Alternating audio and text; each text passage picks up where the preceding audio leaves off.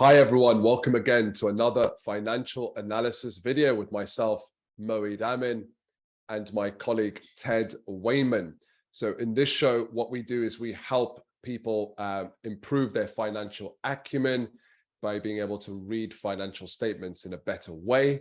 And we do that by taking on famous brands from around the world and analyzing their financial statements so that you can get better at reading those financial statements and drawing some analysis and conclusions from them. So today we're going to be looking at a very well-known brand, a British brand, Aston Martin, or actually in terms of its full company name, Aston Martin Lagonda Holdings PLC. Now this company and its products, especially its luxury sports cars, have been made famous by the James Bond films, and they've been around since 1913. Now, a few quick notes about this company to give you the context before we look at the financial statement, and then we also look at its share price as well. So stick around for that because you'll start to see the context behind the share price in the financial statements and to help you analyze any future statements. The company recently announced that it's issuing kind of a £576 million of rights issue to investors. And the reason why they're doing that is because they have a significant amount of debt that they are trying to get rid of. And we'll see some of that information in the financial statement, so stick around for that. The other thing to note as well is that recent half-year losses has been to the tune of 289 million. So this company is going through some tough times at the moment. Again, we're going to see some of that in the financial statements as well. The share price. Now, they floated in 2018. And if you'd invested back then, you'd be sitting on a loss of just over 96%. So not a small amount. If you'd invested a year ago, you'd be sitting on a loss of 79%. So they are going through some tough times. Shame because it's such a well-known luxury brand, but can they turn a corner? Well, we're going to be looking at the audited annual statement. So that is backward looking. And the share price is obviously, the investors and Wall Street's assessment of what this could look like in the future. But we're not going to analyze that for you. What we're going to be analyzing is just a financial statement, and you can use that as part of either your investment thesis, or if you're selling services or products to a company like Aston Martin, and you really want to look under the hood of its financials to see, what does this mean to your sales approach? So, Ted, let's share with our viewers what we have uncovered about this company and really help our viewers and listeners better analyze financial statements of companies like Aston Martin. Absolutely. Well, good to see you, Moeed, and welcome back to all of our viewers. Well, welcome back to our subscribers. Welcome if you're new to the channel. Please don't forget to like, share, and subscribe. Obviously, if you're subscribing, you're going to receive notifications about future videos. And also you can request videos. So this is a request from, we've had two requests independently. David Best, Aston M, I'm guessing he's talking about Aston Martin, and Mohammed Iqbal have both requested that we have a look at Aston Martin. So if you have a request, you have a particular company you want to look at, you can send us a note. Now, we do get lots of requests, so we don't get a chance to do all of them, but if you do send me a request or send us a request, and also give me an explanation of why you're interested in the company, it's more likely to have a look. So welcome back, and let's have a look at their financial statements. So here are the financial statements, annual report and accounts for 2021. Now I know we're in 2022, but they haven't yet closed their 22 accounts, so we're still looking at some fairly historical information here, but we can still find out a lot about the company. So this set of annual report and accounts will tell us all about the business, who they are, what they do, what their strategy is, who's in charge, what the experience of the board is, remuneration, corporate governance, etc., etc., etc. And you can read that to your heart's content by downloading it from their website.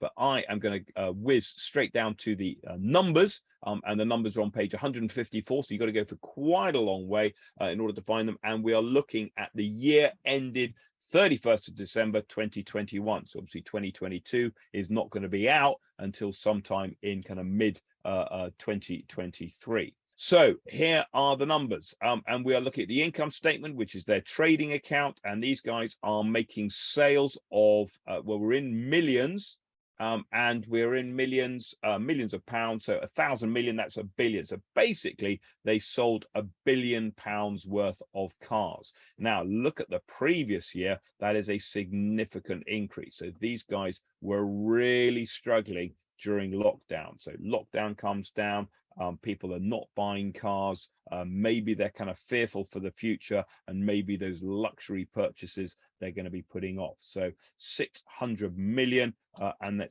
that's an increase on the previous year of nearly 80%.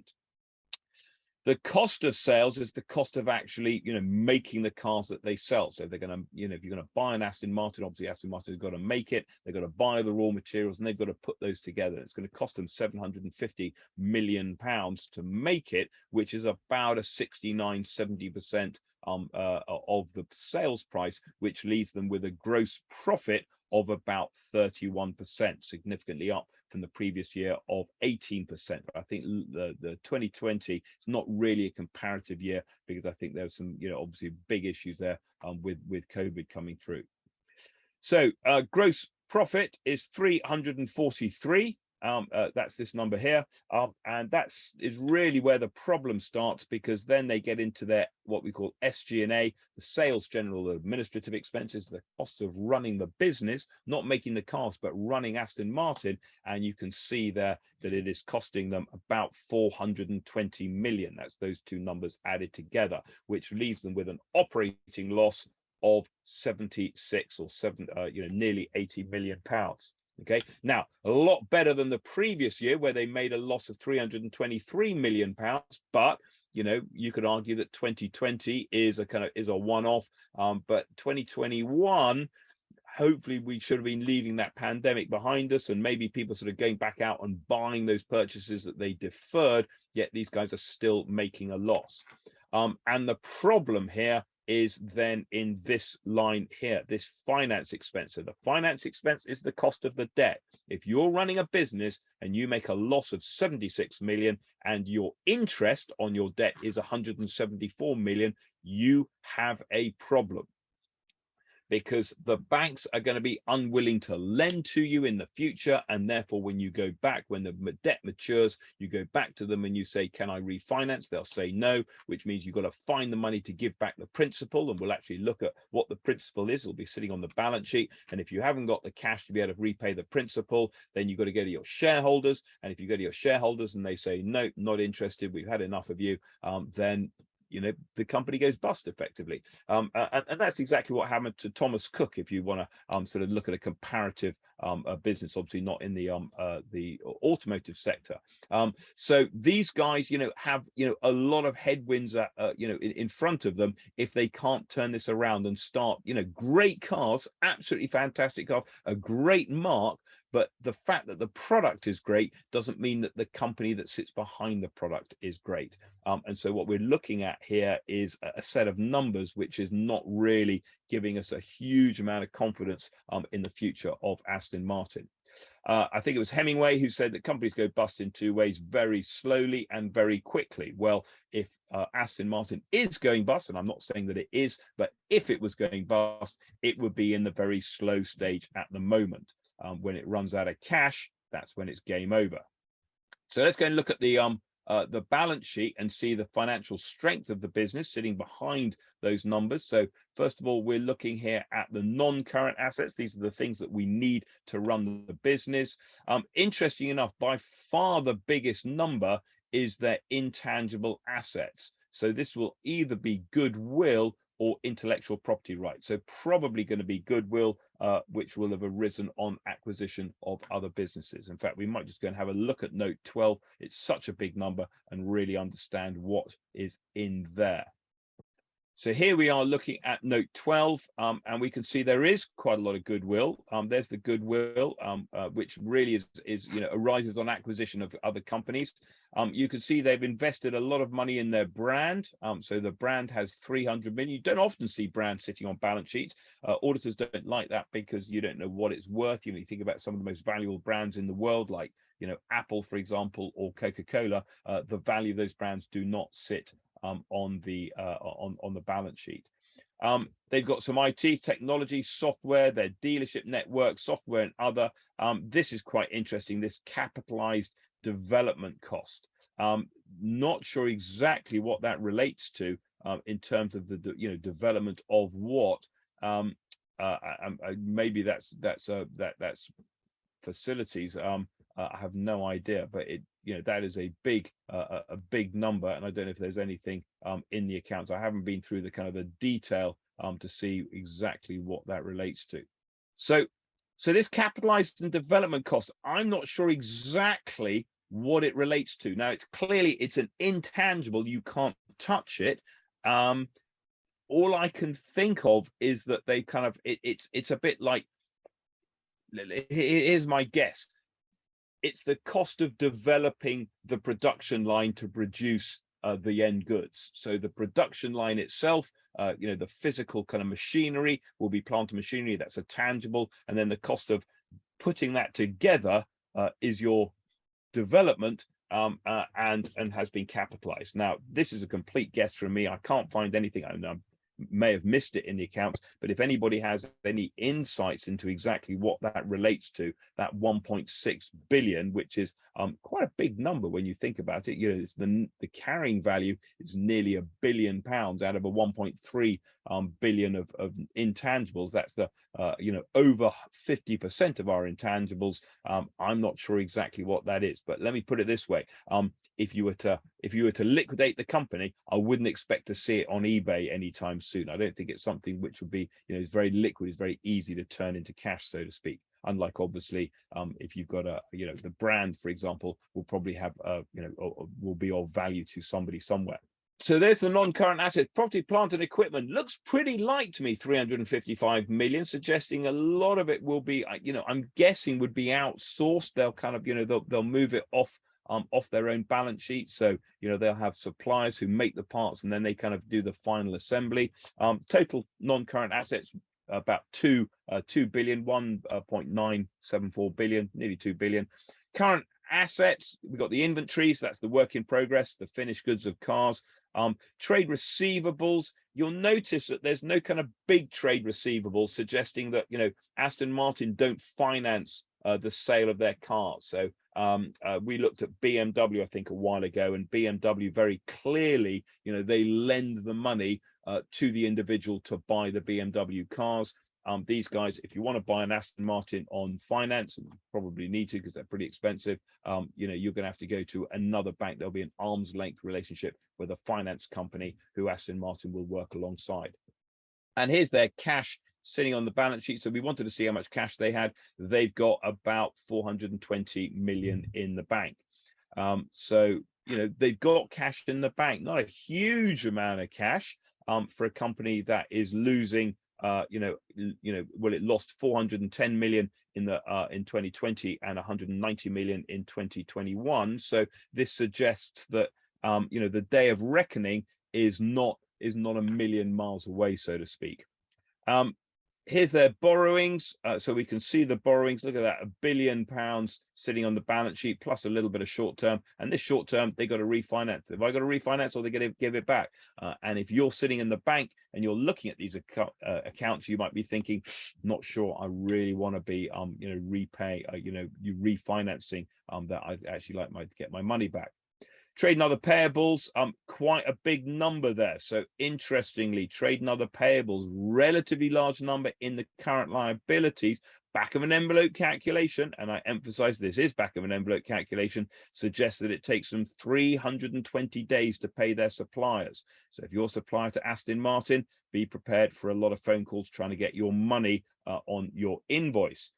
Now, that would make sense to me because these guys, they've got cash flow. It looks like they've got profitability issues. We'll look at the cash flow in a minute, but it looks like, they're resisting paying their suppliers in order to basically stay alive. So, there's a few alarm bells kind of ringing around these accounts. Nothing else really that kind of, that stands out, only that, if we look at how the company's been funded in the past, there's the amount that the shareholders have put in, and these guys, you know, I mean, they've got retained losses. So you know, they've been making losses in the past, you know, and maybe the story is we're turning the corner. You know, the James Bond brand, the kind of, you know, the aspirational aspect of Aston Martin, but you know, the numbers just aren't following that storyline at the moment. Ted, should we talk should we talk about quickly the liquidity issue that seems to stand out as well? I don't think we covered that specifically as we do usually. Yeah. Yeah, no, you're absolutely right. So we should. So Moeed's absolutely right, and I missed that. So liquidity ratio. So what Moeed was just mentioning is this this current assets figure, which is here, the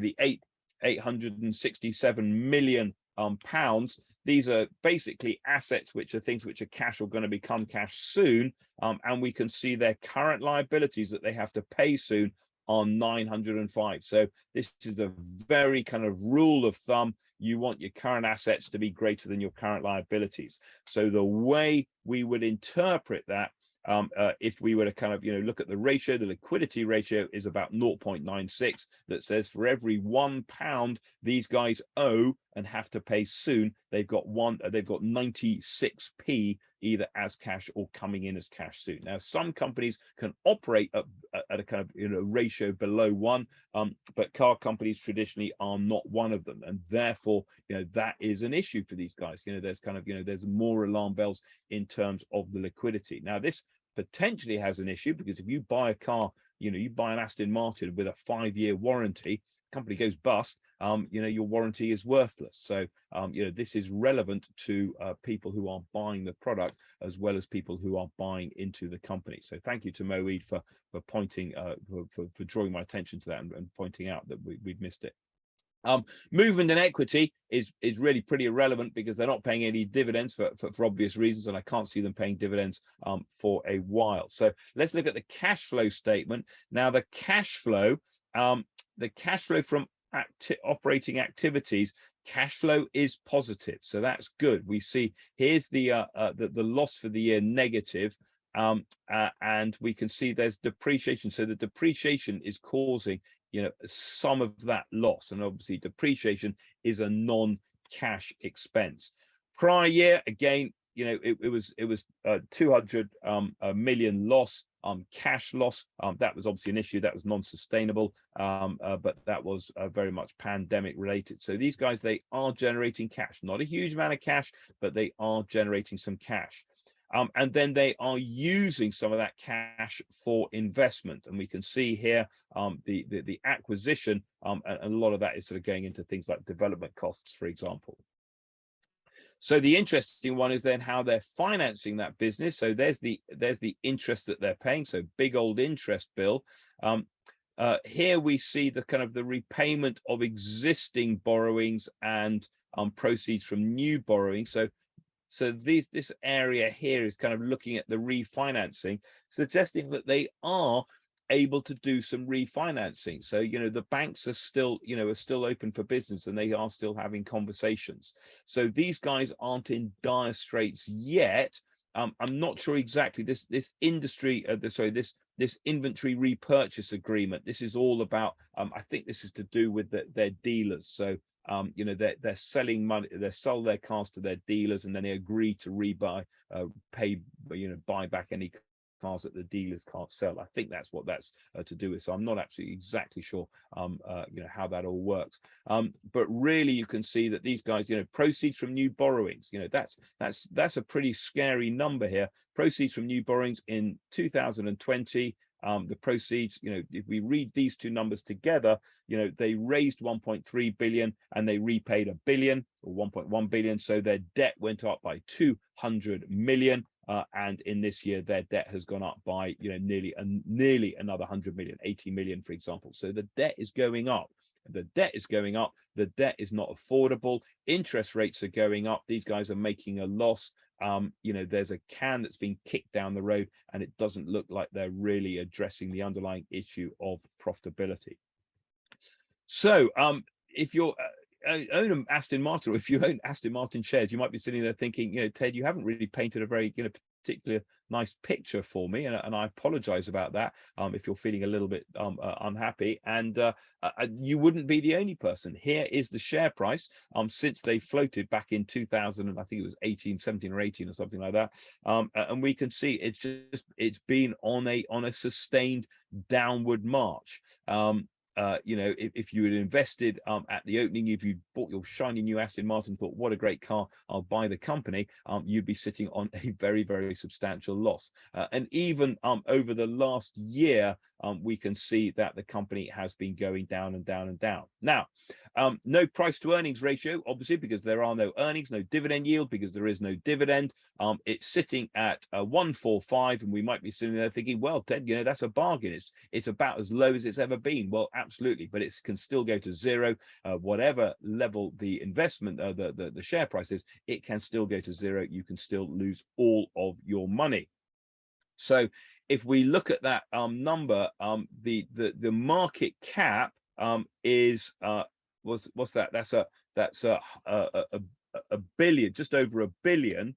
So that's $1 billion on a net asset value of about 660. So there's still some inherent goodwill in there. So there's still, you know, if you remember the balance sheet, the equity in the business, and I'll just pull that up just to show you which number I am referring to, if I can do that. So if we go into the balance sheet and we look at the shareholders' equity, we're effectively saying that, you know, if you buy the company, there's the shareholders' equity, which is the same as the net assets, because the balance sheet balances. So the assets, the net assets, as the assets less the liabilities, is 660. So theoretically, I emphasize the word theoretically, if you were to put the company into liquidation, you'd end up at 660 billion. Would you pay $1 billion for something which is only worth, on a book value, 660 billion? Well, it's not making any money.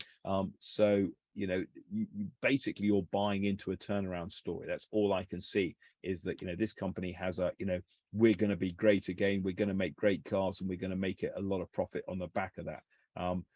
But, you know, they haven't been doing that for a while. And, you know, for me personally, I'm not 100% convinced by that. So Moeed, you know, as the Dragons would say, it's not for me, and I'm not investing. You know, great cars, absolutely stunning cars, you know, big fan of them. I don't have one myself, slightly outside my price range. I don't have one myself, but I know that, you know, there's a very aspirational mark. Unfortunately, it looks like the company that sits behind the mark isn't quite as polished, should we say.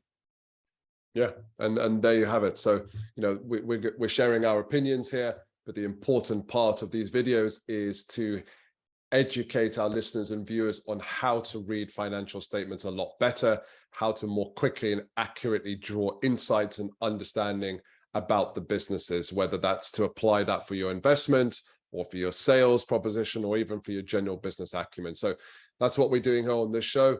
And, you know, as Ted said, if you have a company that you are really interested in analyzing financial statements of, you know, do please leave a note in the comment section to make your request and put some context behind that. The more information you share with us, the more we're able to identify things that you'll specifically be interested in. So as I said before, about 95% of the companies that we analyze are actually requests from our viewers. So do please put in your request. So until the next video, don't forget to like, share, subscribe, and we'll see you in the next video. Thank you, Ted. Catch you later, Moeed. So I hope you enjoyed that video and found it useful and informative. Now, if you want to know more about what I do, then you can visit Talk Financials and find out about the training workshops and the clients that I work with. And the QR code is on your screen right now.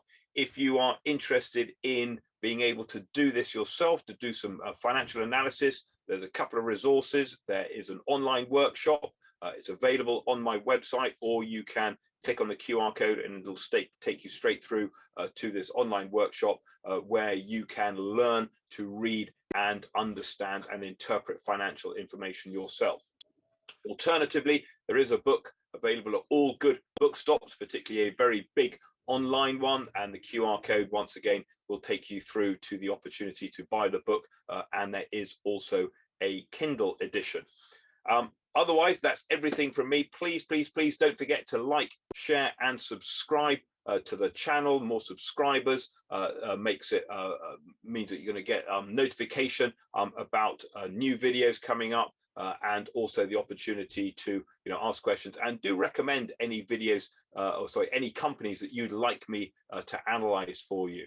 I think we've got a couple of suggested next videos coming up, so please do take the opportunity, have a look at the other videos, and don't forget to like, share, and subscribe to the channel, and I will see you on the next video.